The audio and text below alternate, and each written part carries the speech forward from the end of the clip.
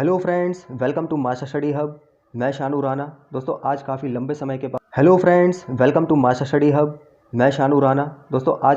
समय के बाद आप सभी का स्वागत है आप सभी के अपने YouTube channel master study hub में।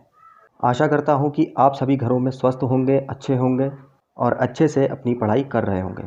तो दोस्तों आज से शुरुआत कर रहे हैं नए क्वेश्चंस की। तो फ्रेंड्स आज के वीडियो में बात करेंगे फिजिक्स के इम्पोर्टेंट क्वेश्चंस पर, जो कि आपके आने वाले किसी भी एग्ज़ाम के लिए, चाहे आपका एनटीपीसी का CBT 2 हो या फिर ग्रुप डी या SSC का एग्ज़ाम हो, तीनों ही कैटेगरी के एग्ज़ाम्स के लिए ये क्वेश्चंस बहुत ही हेल्पफुल होंगे। तो फ्रेंड्स आप सभी से रिक्वेस्ट है कि वीडियो को लास्ट तक देखिए। वीडियो पसंद आए तो लाइक और शेयर ज़रूर करिए। तो चलिए क्वेश्चन नंबर 1 देखते हैं। निम्न में से किसका घनत्व जल के घनत्व से अधिक होता है? आपके 4 ऑप्शन यहाँ पर दिए हुए हैं। लोहे की कील, बर्फ़, कॉर्क या थर्मोकोल। तो इसका राइट आंसर होगा लोहे की कील। दोस्तों जो लोहे की कील का घनत्व होता है वो जल के घनत्व से अधिक होता है, इसीलिए लोहे की कील या लोहे का टुकड़ा जो होता है वो जल में डूब जाता है। बाकी जो होते हैं बर्फ़, कॉर्क और जो थर्माकोल होते हैं, इनका घनत्व जो होता है फ्रेंड्स, ये जल के घनत्व से कम होता है।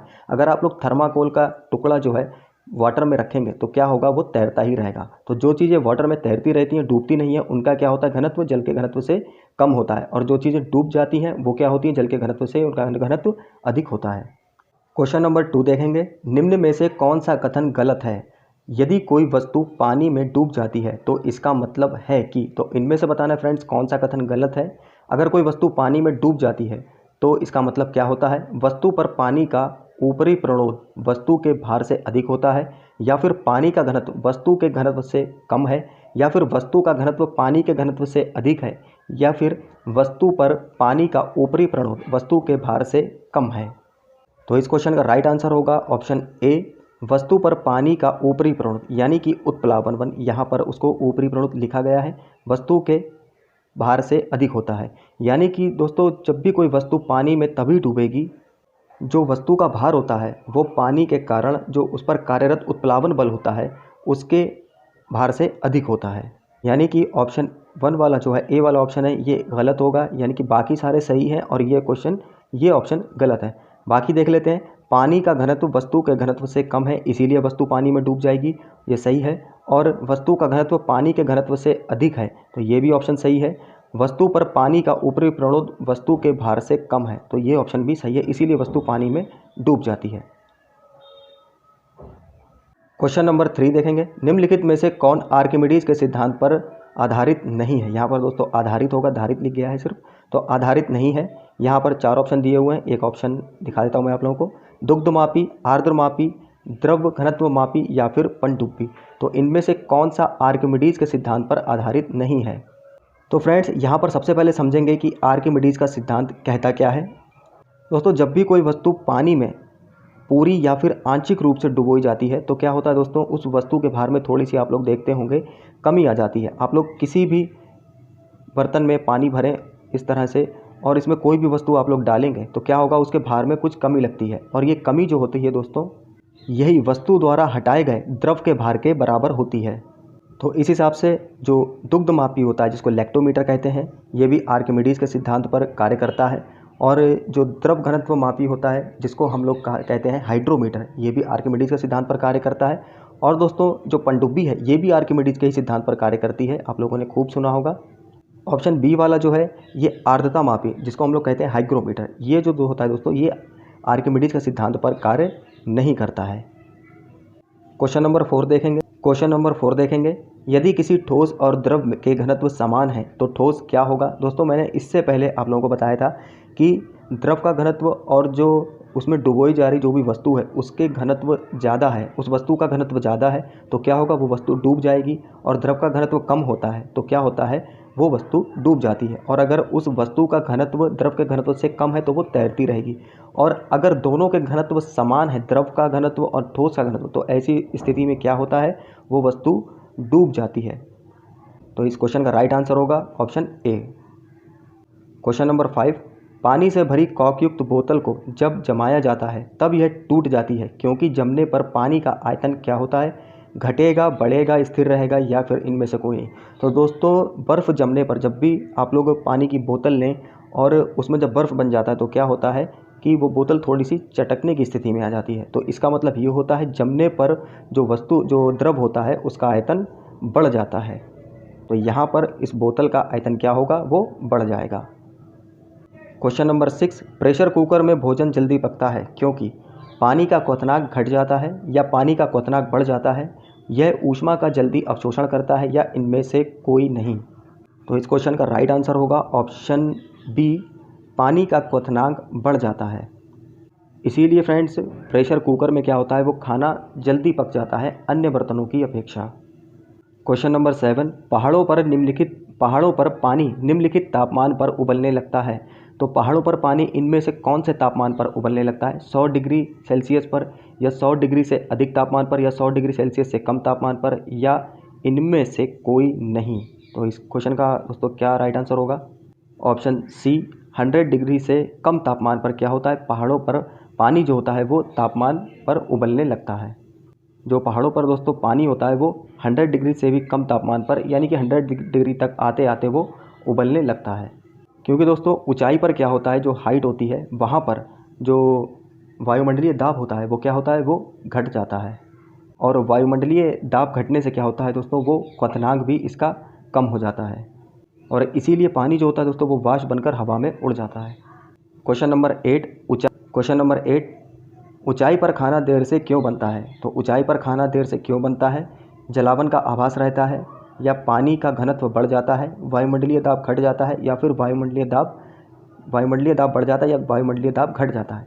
तो इस क्वेश्चन का राइट आंसर होगा ऑप्शन डी, वायुमंडलीय दाब जब घट जाता है तो इसीलिए ऊंचाई पर खाना जो होता है दोस्तों देर से पकता है। दोस्तों हाइट पर क्या होता है, वायुमंडलीय दाब घटता है और इसीलिए क्वथनांक जो होता है वो भी कम हो जाता है, जिससे क्या होता है दोस्तों खाना देर से पकता है। क्वेश्चन नंबर 9, पारे का निम्नतम हिमांक कितना होता है। दोस्तों यहाँ पर निम्नतम हिमांक बताना है पारे का, तो ये होता है ऑप्शन सी, इसका राइट आंसर होगा -39 डिग्री। दोस्तों पारा एक ऐसी धातु होती है जो कि कमरे के भी जो नॉर्मल टेम्परेचर पर भी ये लिक्विड अवस्था में रहती है। क्वेश्चन नंबर 10, निरपेक्ष शून्य ताप पर क्या होता है, पानी जम जाता है, आणविक गति रुक जाती है, सभी गैस द्रव्य हो जाती हैं, या उपर्युक्त सभी। तो दोस्तों निरपेक्ष शून्य ताप पर क्या होता है, जो आणविक गति होती है वो क्या होती है, रुक जाती है। निरपेक्ष शून्य ताप क्या होता है, जिसको एब्सोल्यूट जीरो टेम्परेचर भी कहा जाता है। और दोस्तों ये एब्सोल्यूट जीरो टेम्परेचर जो होता है जो सिर्फ लाइब्रेरी में ही बनाया जाता है, जो कि प्रयोगशाला में ही उत्पन्न किया जा सकता है। और इस तापमान पर पहुंचते ही जो अणुओं की गति होती है वो क्या होती है, वो रुक जाती है। क्वेश्चन नंबर 11, 1270 से 1675 केल्विन पर वायु की अनुपस्थिति में कोयले को गर्म करने की प्रक्रिया क्या कहलाती है। तो दोस्तों वायु की अनुपस्थिति में 1270 से 1675 केल्विन पर टेम्परेचर पर कोयले को गर्म करने की जो प्रक्रिया होती है उसको कहते हैं प्रभंजन आसवन। क्या कहते हैं, प्रभंजन आसवन। और प्रभंजन आसवन विधि क्या होती है दोस्तों, इसमें वायु की अनुपस्थिति में, जब वायु मौजूद ना हो तो उसकी अनुपस्थिति में किसी भी पदार्थ को इतना गर्म करते हैं कि वो क्या होता है, उसका रासायनिक, उसकी केमिकल फॉर्म में थोड़ा सा चेंज हो जाता है, उसका पूरी तरीके से परिवर्तन हो जाता है, जिसको क्या कहते हैं हम लोग, प्रभंजन आसवन। और इसी विधि से कोयले गैस का निर्माण किया जाता है। क्वेश्चन नंबर 12, शक्कर के घोल का तापमान बढ़ाने से शक्कर की विलेयता क्या होती है, घटती है, बढ़ती है, अपरिवर्तित रहती है, या पहले घटेगी फिर बढ़ेगी। तो दोस्तों कोई भी जो शक्कर का घोल होगा, चीनी का घोल होगा, अगर आप लोग उसको गर्म करेंगे तो क्या होगा, वाटर वो क्या होता है, वाष्प बन के उड़ जाता है, सिर्फ उसमें शुगर ही शुगर रह जाएगी। तो क्या होता है, उसमें शक्कर की मात्रा क्या होती है, बढ़ जाती है। क्वेश्चन नंबर 13, आणविक संगठन के द्वारा ऊष्मा का संप्रेषण क्या कहलाता है, चालन, संवहन, विकिरण या प्रकीर्णन। तो दोस्तों इसको कहा जाता है संवहन, इसको कॉन्वेक्शन भी कहते हैं। और दोस्तों संवहन में क्या होता है, जो अणुओं की गति होती है उसका संचरण होता है, यानी कि अणुओं का स्थानांतरण होता है। क्वेश्चन नंबर 14, गैस को समतापीय रूप से फैलने देने पर क्या होगा, इसके द्वारा कार्य किया जाता है, या इस पर कार्य किया जाता है, या कुछ अवधि के लिए इस पर कार्य किया जाता है, या इनमें से कोई नहीं। तो दोस्तों जब भी गैस को समतापीय रूप में फैलने देंगे तो क्या होता है, इसके द्वारा क्या कार्य किया जाता है। क्वेश्चन नंबर 15, ऊनी कपड़े सूती वस्त्रों की अपेक्षा गर्म होते हैं क्योंकि वे ताप के अच्छे शोषक होते हैं, ताप के अच्छे रोधक होते हैं, या ताप के अच्छे वितरक होते हैं, या फिर ताप के अच्छे संग्राहक होते हैं।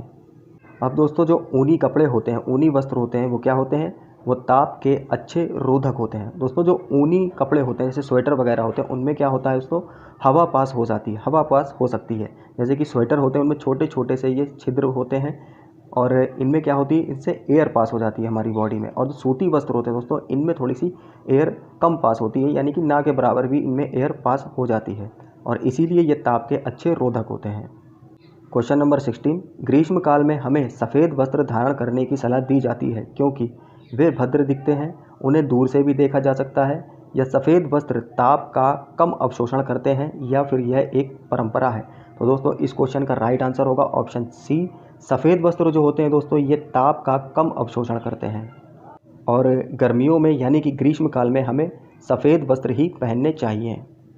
और दोस्तों जो सफ़ेद वस्त्र होते हैं, सफ़ेद रंग जो होता है ये प्रकाश को ये ताप को क्या करता है, ये परावर्तित करता है। क्वेश्चन नंबर 17, गर्मियों में सफ़ेद कपड़े पहने जाते हैं क्योंकि, अब दोस्तों ये भी क्वेश्चन पहले वाले क्वेश्चन से ही रिलेट है। तो सफ़ेद कपड़े ऊष्मा के अच्छे अवशोषक होते हैं, या फिर सफ़ेद कपड़े ऊष्मा के अच्छे परावर्तक होते हैं, या फिर सफ़ेद कपड़े पसीना ज़्यादा सोखते हैं, या इनमें से कोई नहीं। तो दोस्तों सफ़ेद कपड़े जो होते हैं ये ऊष्मा के अच्छे परावर्तक होते हैं। क्वेश्चन नंबर 18, शरीर से पसीना सबसे अधिक कब निकलता है, जब तापक्रम अधिक और हवा सूखी हो, या फिर जब तापक्रम अधिक और हवा आर्द्र हो, या फिर जब तापक्रम कम या हवा आर्द्र हो, या फिर जब तापक्रम कम और हवा सूखी हो। तो फ्रेंड्स यहाँ पर पसीना सबसे अधिक हमें तब निकलता है जब टेम्परेचर, जो ताप होता है वो सबसे अधिक होता है और वायु जो होती है, हवा होती है, वो आर्द्र होती है यानी कि शुष्क होती है। क्वेश्चन नंबर 19, धातु के टेबल पर रखा गर्म कॉफ़ी का कप किस विधि से ठंडा होगा, चालन एवं विकिरण विधि द्वारा, चालन एवं संवहन विधि द्वारा, या संवहन एवं विकिरण विधि द्वारा, या फिर चालन संवहन विकिरण एवं वाष्पीकरण विधि के द्वारा। तो दोस्तों इस क्वेश्चन का राइट आंसर होगा ऑप्शन डी, चालन संवहन विकिरण एवं वाष्पीकरण विधि के द्वारा जो होगा धातु के टेबल पर रखा जो कॉफ़ी का गर्म कप होगा वो इन्हीं विधि के द्वारा ठंडा होगा। दोस्तों जो ठोस चीज़ें होती हैं उनमें क्या होता है, धातु का उसमें जो क्या होता है, जो ऊष्मा का संचरण होता है वो चालन विधि के द्वारा होता है, और द्रवों में बात करें तो वो संवहन विधि के द्वारा होता है, और जो कॉफ़ी का ऊपरी पृष्ठ होगा वो विकिरण और वाष्पन विधि के द्वारा ठंडा होगा। तो यहाँ पर सारी विधियाँ यहाँ पर ठंडा होने में मदद करेंगी। क्वेश्चन नंबर 20, ऊष्मा विकिरणों की गति होती है ध्वनि के बराबर, प्रकाश के बराबर, पराश्रव्य तरंगों के बराबर, या फिर इनमें से कोई नहीं। तो दोस्तों ऊष्मा विकिरणों की जो गति होती है वो प्रकाश के बराबर होती है। किसके बराबर होती है, प्रकाश के बराबर होती है।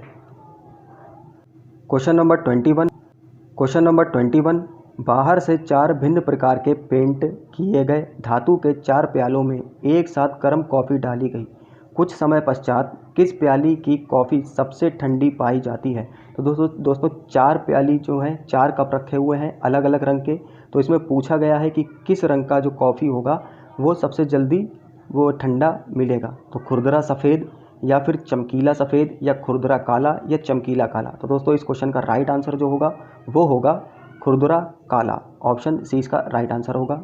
अब दोस्तों जो काला रंग जो होता है वो अच्छा अवशोषक होने के साथ साथ वो अच्छा परावर्तक की तरह भी कार्य करता है, और इसीलिए जो खुरदरा काला रंग जो होगा जिस कप में खुरदरे, वो कप जल्दी ठंडा होगा। क्वेश्चन नंबर 22, लोहे के एक हथौड़े को धूप में रखा जाए तो यह इसके लकड़ी के हत्था से अधिक गर्म होगा क्योंकि लोहा उच्च तापक्रम पर होता है, या फिर लोहा लकड़ी से काला होता है, या लोहा अधिक ऊष्मा को सोख लेता है, या लोहा ऊष्मा का सुचालक होता है। तो फ्रेंड्स इस क्वेश्चन का राइट आंसर होगा ऑप्शन डी, लोहा जो होता है ऊष्मा का सुचालक होता है, इसीलिए जो होता है ये जल्दी गर्म होता है, और लकड़ी जो होती है वो ऊष्मा की क्या होती है, कुचालक होती है। क्वेश्चन नंबर 23, 2 रेल पटरियों के मध्य जोड़ पर एक छोटा सा स्थान क्यों छोड़ दिया जाता है। दोस्तों जो रेल की पटरियां होती हैं इनके बीच में एक छोटा सा कुछ गैप रखा जाता है, तो ये क्यों रखा जाता है। ऐसे स्थान छोड़ने से कुछ लागत बचती है, या फिर धातु गर्म करने पर फैलती है तथा ठंडी करने पर संकुचित होती है, या फिर आवश्यक गुरुत्व बल उत्पन्न करने के लिए, या फिर इनमें से कोई नहीं। तो दोस्तों इस क्वेश्चन का राइट आंसर होगा ऑप्शन बी, धातु गर्म करने पर फैलती है तथा ठंडी करने पर संकुचित होती है। दोस्तों जब भी धातु जो होती है गर्म करेंगे तो वो थोड़ी सी उसको जगह चाहिए होती है, तो वो खाली जगह होती है पटरियों के बीच में, वो वहाँ पर अपना स्थान ढूंढ लेती है। और ठंडों के समय क्या होता है, वो थोड़ी सी सिकुड़ जाती है। क्वेश्चन नंबर 24, कार्बोरेटर किस इंजन में, दोस्तों यहाँ पर इंजन होगा, किस इंजन में होता है? तो दोस्तों कार्बोरेटर जो होता है ये पेट्रोल इंजन में होता है। क्वेश्चन नंबर 25, 1 किलोग्राम जल का तापमान 30 डिग्री से 80 डिग्री सेंटीग्रेड बढ़ाने के लिए आवश्यक ऊष्मा है। दोस्तों ये एक न्यूमेरिकल है और इसमें पूछा गया है 1 किलोग्राम जो जल का तापमान होता है 30 डिग्री से 80 डिग्री सेंटीग्रेड बढ़ाने के लिए आवश्यक ऊष्मा की आवश्यकता कितनी होगी। तो मैं इसको बताता हूँ आप लोगों को। तो यहाँ पे ऊष्मा पूछा है, Q = ऊष्मा का क्या फॉर्मूला होता है, MS × डेल्टा टी। दोस्तों डेल्टा टी क्या होता है, ये ताप में परिवर्तन, यानी कि T2 - T1 होता है ये डेल्टा टी। तो यहाँ पर T2 हम कितना लेंगे 80 और T1 कितना लेंगे 30। तो यहाँ पे कितना बचेगा, 80 में से 30 जाएगा तो यहाँ पर माइनस करेंगे 50 बचेगा। और M की जगह पर यहाँ पर क्या दिया हुआ है, 1 दिया है, S भी हम 1 रखेंगे। और यहाँ पर कितना आंसर आ जाएगा, सबकी मल्टीप्लाई करेंगे तो 50 कैलोरी यहाँ पर आंसर आएगा, जो कि ऑप्शन 4 इसका राइट आंसर होगा। तो दोस्तों ये थे आज के 25 क्वेश्चंस, और नेक्स्ट वीडियो में फिर से मिलेंगे नए क्वेश्चन के साथ। और कमेंट करके दोस्तों ज़रूर बताइए, सेशन को शेयर कीजिए, लाइक कीजिए पसंद आए तो। मिलते हैं नेक्स्ट वीडियो में। Thank you.